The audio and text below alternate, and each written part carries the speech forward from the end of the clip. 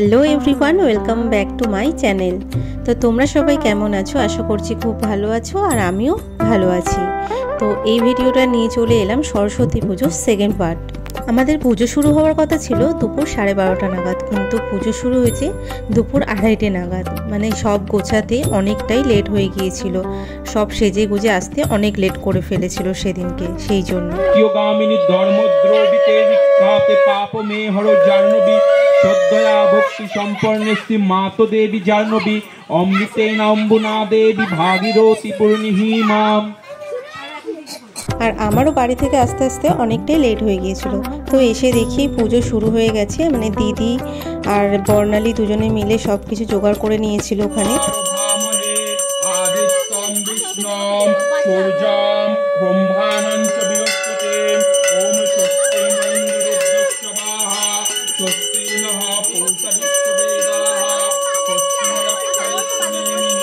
কতটা বেলা হয়ে গিয়েছিল পুজো শুরু হতে, কিন্তু দেখো বাচ্চাগুলো কি সুন্দর না খেয়ে তখনও বসেছিল পুজো দেওয়ার জন্য।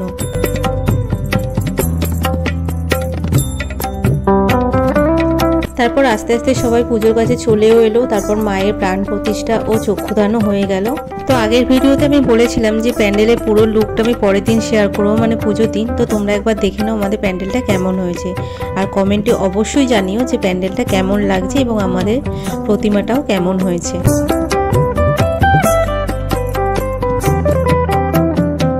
তো দেখো পুজো চলাকালীন দুটো গপু আমাদের প্যান্ডেলে ঘুরতে আসে, আর তাই মায়ের সামনে দুজনকে বসিয়ে দিই এবং তারপর পুরো পুজোটা ওরকমভাবেই কমপ্লিট হয় গপুদের সামনে বসিয়ে।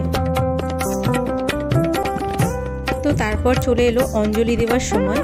তো প্রথমে বাচ্চারা যারা ছিল কচি কাঁচা তাদেরকে অঞ্জলি দিয়ে দেওয়া হয়, তারপর অঞ্জলি দেয় বড়রা। বড়রা এখন ওয়েট করছে যখন এদের অঞ্জলি শেষ হবে তারপর শুরু হবে বড়দের অঞ্জলি দেওয়া। অপবিত্র পবিত্র বা সর্বাবস্থাং গতঃ কৃপা যৎসরেত পুণ্ডরিকাক্ষং সবাইচ্ছ অভ্যন্তরা শুদ্ধি।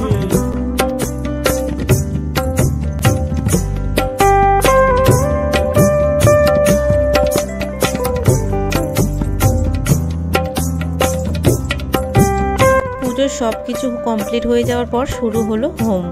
আর হোমের আগুনটা দেখো কত সুন্দর উঠেছে আর কি সুন্দরভাবে জ্বলছে।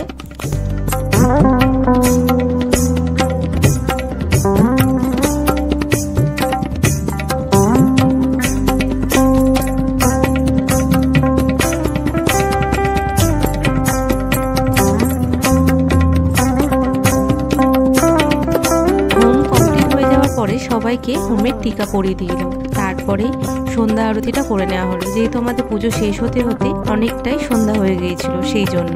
তো যাই হোক, পুজো কমপ্লিট হয়ে যাওয়ার পরে সবাই প্রসাদ খেয়ে নিলাম। তারপর প্রসাদ খাওয়ার পর আমাদের সেদিনকে ভোগের আয়োজন করা হয়েছিল, সেই জন্য দেরি না করে ভোগ তৈরি প্রস্তুতি শুরু করে দিলাম সবাই মিলে।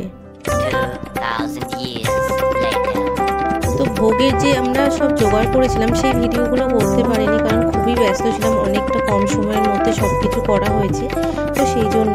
তো যাই হোক, ভোগ তৈরি হয়ে যাওয়ার পরে আমরা ভোগ দিতে শুরু করে দিলাম। আর সেদিন সত্যি কথা বলতে প্রচুর লোক খেয়েছিল। তো তারপর আমরা চলে যাই একটা প্রোগ্রাম দেখার জন্য, যেটা হচ্ছিল হরিনাবির মাঠে। সরস্বতী পুজোর দিন সন্ধ্যাবেলা রাত 8টা থেকে ফসিলসের লাইভ কনসার্ট শো ছিল। তো আমরা দেখতে যাব বলে করি, কিন্তু ভোগ বিতরণ করতে করতে অনেকটাই রাত হয়ে গিয়েছিল। তো আমরা শেষের দিকে গিয়েছিলাম, লাস্ট 2 কি 3টে গান শুনি।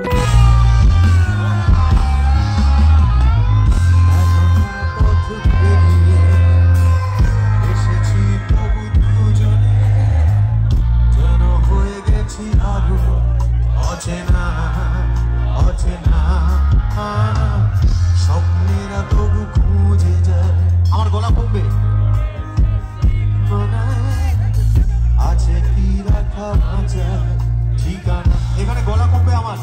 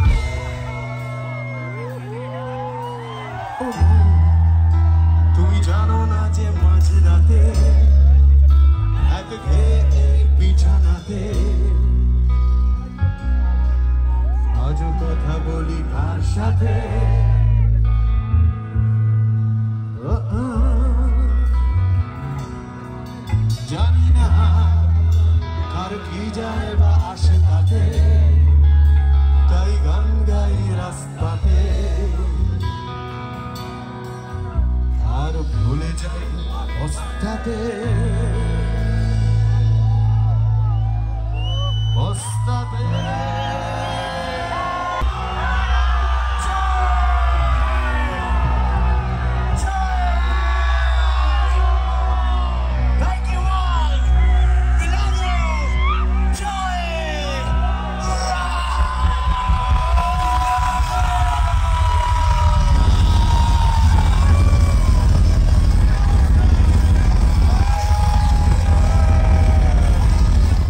তো তারপর রূপম ইসলাম বেরিয়ে যাচ্ছিল এবং গাড়িতে একটু দেখিনি এবং টাটা করে আমরা ওখান থেকে বেরিয়ে আসি।